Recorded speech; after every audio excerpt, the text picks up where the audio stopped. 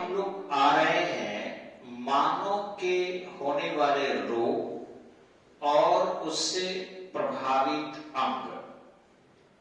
हम विद्यार्थियों को जो प्रतियोगिता की तैयारी करते हैं, इन्हें रोग और उससे प्रभावित होने वाले अंग के बारे में जरूर जान लेना चाहिए। देखेंगे यहाँ जैसे है गठिया, जिसको रियूमेटिक भी कहते हैं। ये जनरली जोड़ों में होता है, जो मानव के हड्डियों के जोड़ होते हैं, जैसे घुटना हुआ या फिर केहनी हुआ वगैरह वगैरह। सटिका अलग चीज है। सटिका जो है जितने भी शरीर के जोड़ है उसको प्रभावित करता है, लेकिन गठिया जनरली उसको प्रभावित करता है जिसको ज्यादा हम वर्क लेते हैं या ज्यादा वजन पड़ता है। दूसरा है अस्थमा, जिसको एजमा भी बोलते हैं। ये ब्रोंकियल स्नायु को प्रभावित करता है, हमारे श्वास नाल को।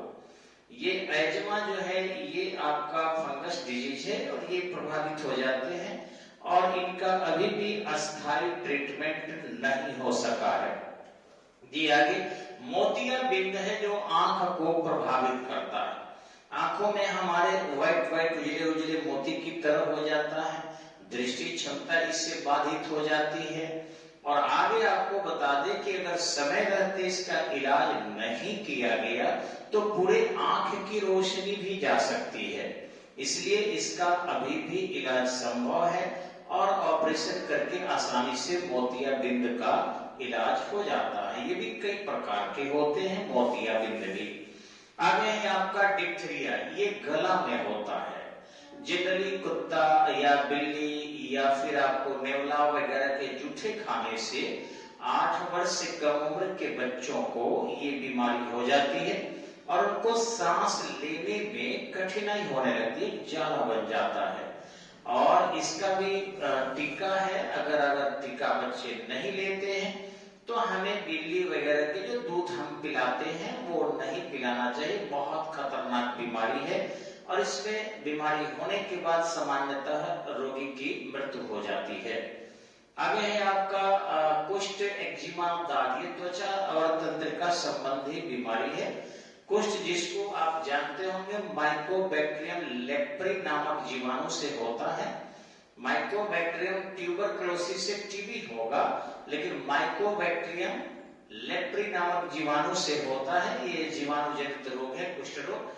और इसमें जो है दर्द रहती है। एक्जिमा में तो थोड़ा नोचनी भी होता है, दाग वगैरह में थोड़ा सा नोचनी होता है, लेकिन ये कुष्ठ रोग जो है इसका खाज होगा हल्की सी, लेकिन ये जो है आपके दर्द विहीन है और जहां भी होगा उसकी संवेदना समाप्त हो जाती है, क्योंकि ये तंत्रिका तंत्र को प्रभावित करता है। इसका 100% इलाज संभव है। हाँ, ये है कि बेहतरीन डॉक्टर से दिखाना चाहिए। आपको BHU उत्तर प्रदेश में जाके दिखाया जा सकता है, एम्स दिल्ली में, और बिहार में भी एम्स है जो आपको बहुत अच्छा इलाज करता है।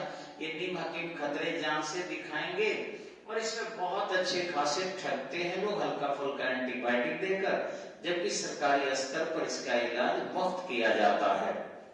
आगे ल्यूकोमा है या फिर टर्कोमा है, रतौंधी है, मोतियाबिंद है, ट्रेकोमा है, कैटरेक्ट है। ये सभी के सभी आपको आंखों को प्रभावित करता है।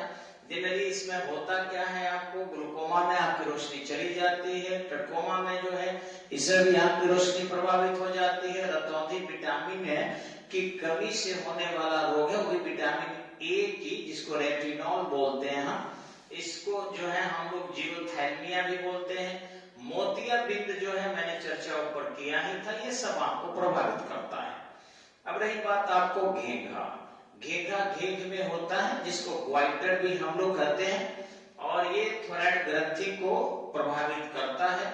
ये आयोडीन की कमी से थायराइड ग्रंथि में थायरॉक्सिन का निर्माण नहीं होता, और जिनके भी थायराइड ग्रंथि प्रभावित हो जाते हैं उनकी आवाजें धीमी हो जाती है और उनके स्वभाव थोड़े से स्त्रियोचित प्रकार की हो जाते हैं।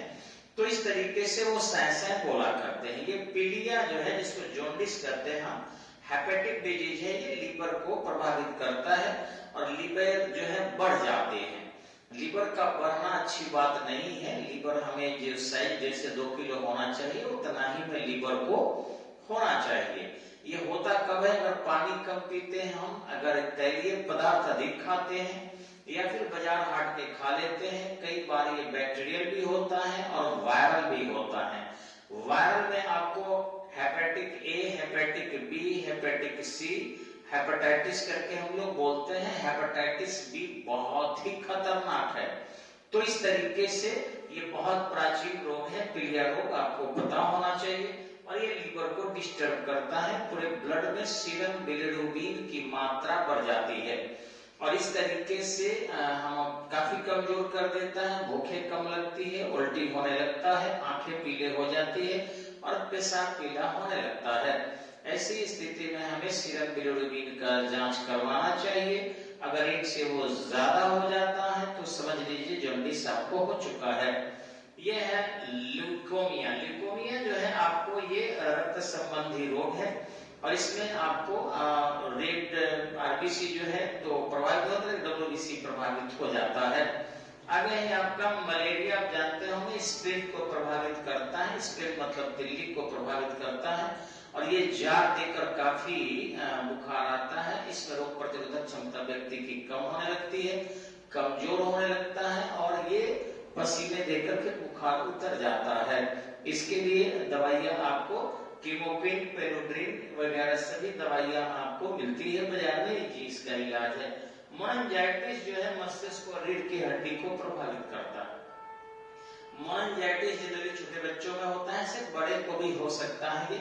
इसमें आंख नाक से पानी आना, सिर जाम हो जाना, काफी सिर में दर्द होना और ज्यादातर छोटे बच्चों में जब ये मोनजाइटिस होता है तो बच्चे की मृत्यु हो जाती है।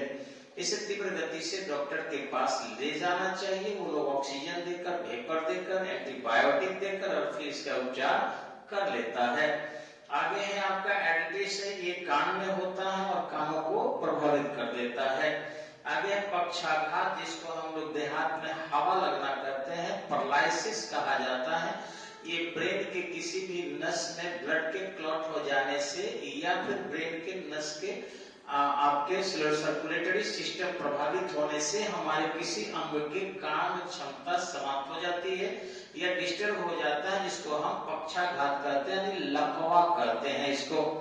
आगे है निमोनिया या टीबी। फेफड़े में ये दोनों होता है। निमोनिया जिसको हप्पा डब्बा हम लोग कहते हैं, इसमें एकदम चोए चोए चोए चोए की फेफड़े में आवाज आने लगती है और ये ठंडा गर्म से हो जाता है। इसका उपचार संभव है, छोटे बच्चों में ज्यादा होता है। रही बात आपको टीबी की, तो ट्यूबरकुलोसिस नामक जीवाणु से होता है ये और इसका 70% इलाज संभव है। इसमें खांसी आना, खांसी में बलगम आना, बुखार आना, भूख कम लगना, वजन कम होने लगना। चिकित्सक से बहुत अच्छे टेस्ट है ELISA for tuberculosis. ELISA test 2 प्रकार का होता है, एक एड्स के लिए और दूसरा टीबी के लिए। काफी अच्छी इलाज है, इससे एक्सरे से भी पता चल जाता है कि कितना है और उस हिसाब से अच्छे डॉक्टर इसका इलाज करते हैं। सरकार जो है आपकी टीबी का 70% इलाज करती है।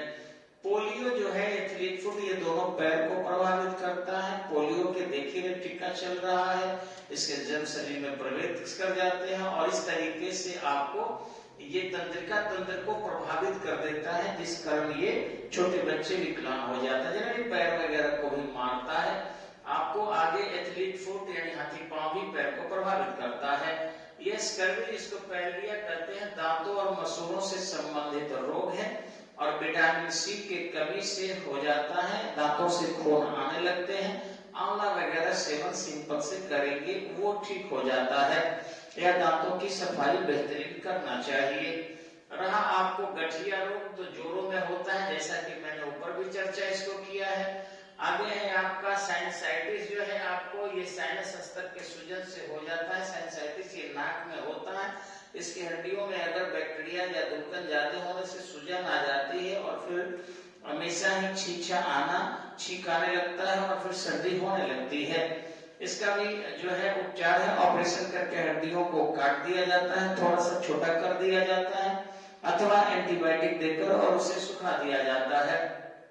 आगे घेगा की चर्चा हम लोग, थोड़ा ग्रंथि प्रभावित होता है, क्षय रोग यानी टीबी रोग है, आपको पता होगा फेफड़े को ज्यादा प्रभावित करता है। टीबी बोन टीबी भी होते हैं, ब्रेन टीबी भी होते हैं। टीबी हर अंग को प्रभावित कर सकता है, लेकिन ज्यादातर लंग्स को प्रभावित करता है। जैसे मनुष्य की थोड़ी सी वीकनेस होती है, आपके क्षय रोग यानी टीबी हो जाता है। टाइफाइड हैजा ट्रेचिस जो है आंतों को प्रभावित करता है। टाइफस नामक जीवाणु से होता है। हैजा जो है आपके विब्रियो कैलोरी से होता है। रिकेट्स जो है इसमें विटामिन डी की कमी से होता है, हड्डियां काफी कमजोर हो जाती है।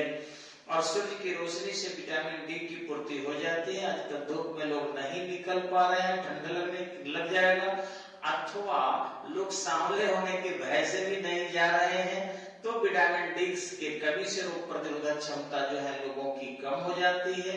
विटामिन डी बाल झड़ने को भी रोकता है, ध्यान रखिएगा। बाजार में विटामिन डी अभी कोरोना काल में बहुत महंगे दर पर बेचे जा रहे थे। ठीक इसी ढंग से देखेंगे आप, मनोजैनिक गलसुआ है, ग्वाइटर्स को कहते हैं, थोरैक ग्रंथि इससे प्रभावित हो जाता है। यहाँ पर इसको अंग्रेजी में मम्प्स कहते हैं, मम्प्स कहा जाता है। गलसुआ का बैक्टीरियल डिजीज है और ये आसानी से इसका उपचार है। ठीक इसी ढंग से काली खांसी स्वतंत्र तंत्र को प्रभावित करता है। आर्थराइटिस वगैरह हम लोग देखें अगर, तो ये भी हमारे अंग को काफी प्रभावित करते हैं। हेपेटाइटिस बी वगैरह जो है ये काफी खतरनाक होता है। ठीक है, तो अभी तक के लिए इतना ही। फिर अगले वीडियो में आपको कुछ और जानकारी देंगे, इसको बस रटना ही होगा, बार बार अभ्यास करके रटा जा सकता है। जय हिंद, जय भारत।